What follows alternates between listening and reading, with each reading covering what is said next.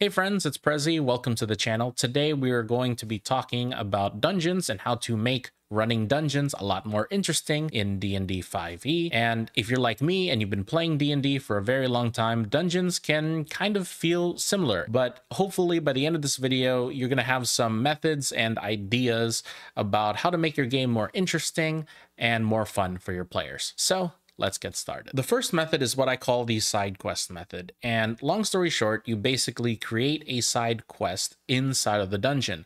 But the purpose of this side quest is to progress further into the dungeon. Let's say, for example, your party come across the end of a level and there is a door that needs to be opened. However, they don't have a key. So in order to get this key, they have to find whoever has it. This can be a mini boss. This can be a monster that's roaming around. This could be a puzzle. But the idea is for your party to go on this little quest in order to open the door. For example, in my latest campaign, my party had to turn on the power of the space station that they were in. So in order to progress further into the dungeon, they have to crawl into the maintenance chamber and turn on the power. And once they turned on the power, the door opened.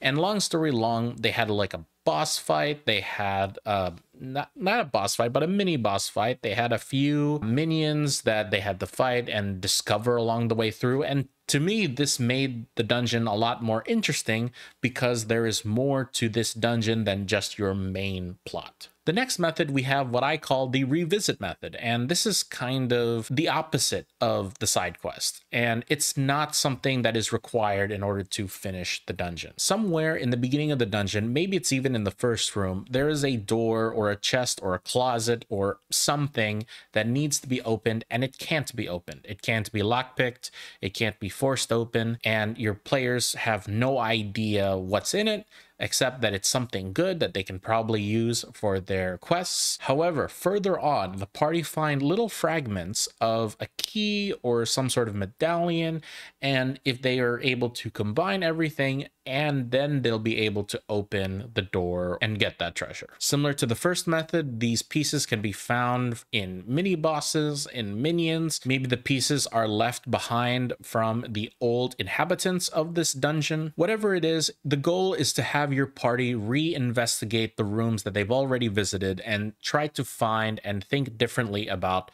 where these pieces may be hiding. And if not, just let the party find them on the corpses of creatures that they fight in encounters. The third method is what I call the surprise method. And like what I say, surprise, it's basically surprising your players by putting something inside of the dungeon that obviously shouldn't be there. This can be anywhere from a prisoner to a pet dragon, or maybe not even a creature. Maybe it's a inactive teleportation circle. And if your players are like mine, they like to mess around and find out, then they will be more than interested in seeing what the heck has been going on inside of this chamber. And it can also progress the lore of your dungeon as well. The fourth method is the most simple method, and that is the gauntlet method. Basically, you want to have more encounters. These are best for like strongholds, like massive mega dungeons where maybe there's an undead army roaming the halls, or maybe there's some sort of cult. And the idea is the more encounters and fights that you throw in your dungeon, the more invested your players are in, because now it becomes a resource management game. And on top of that, it sells your dungeon as a dungeon, especially if you're running, let's say, a stronghold, like you're selling your stronghold as a stronghold. I wouldn't recommend this for lower level groups, especially those that don't have AoE abilities. But if you want to test this, maybe you have the minions be at like 1 HP or 2. And finally, we have the multiple paths method. If you've been playing D&D for a long time, you realize that your dungeons are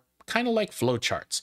They start at point A and they go to their objective, which we'll call it point C. Instead of going straight down the alphabet all the way to Z, you can create paths that skip certain rooms. Some of these can be secret, some of them can be intuitive. Some of these can even be forks in a road that lead to dead ends or maybe more side quests. The goal is to show your players that your dungeon is massive and it's not just a line going from A to Z. Some of these can be really small ways, like for example, maybe there's a small crack in the wall that sees into another room further down the line. Maybe if the druid turns into a rat and tries to squeeze through that crack, maybe they'll be able to see some future room. Maybe there's a giant crevasse in the ground around, and instead of going through the dungeon, your wizard casts Featherfall and everyone jumps into the hole. These environmental features of your dungeon really make the game more interesting because the curiosity of what is at the bottom of that hole can